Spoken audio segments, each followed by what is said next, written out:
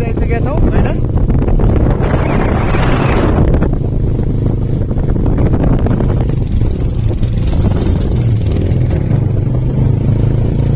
हामी चाहिँ बादलमाथि आइपुग्यो।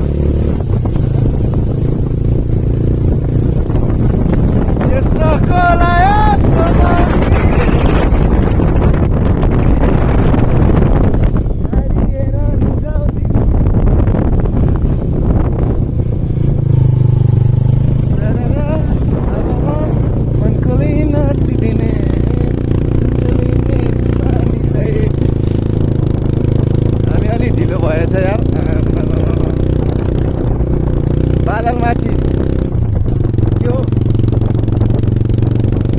आज चाहिँ ब्याड लक भयो क्या, हिमालय हेर्न पाएन यार। सो स्याड भइरहेको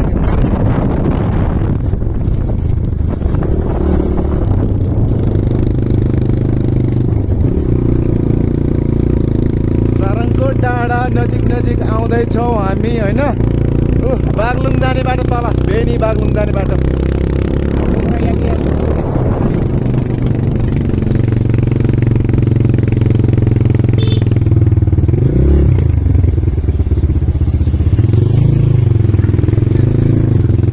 सारङकोट सारङकोट सारङकोट सारङकोट आइपुग्नुपर्ने छ। पनि हिँडिरहेछौँ हामी चाहिँ अब टुरिस्टहरू है। ल ल हेर ल हेर ल हेर गाडी गाडी छ त्यहाँ, यो माथि त के हो।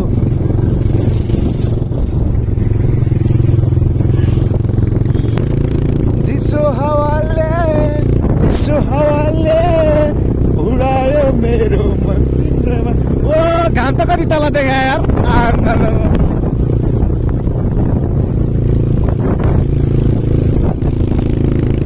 अझ अलि बिहानै आएको भए चाहिँ यार अलि झनै तल देख्थ्यो होला।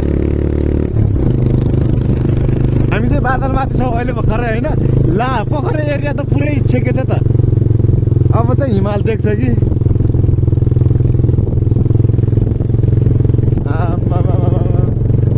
हेट हेर्नुहोस् बादल, बादलै बादल छ। लैजाऊ न चरी फाइनल्ली पुग्न थाल्यो सारङकोट चाहिँ हो। नयाँ गाउँ हुइचोए यताबाट गयो भने कता पुग्छ।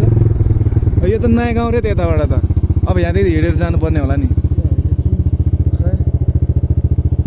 झरममा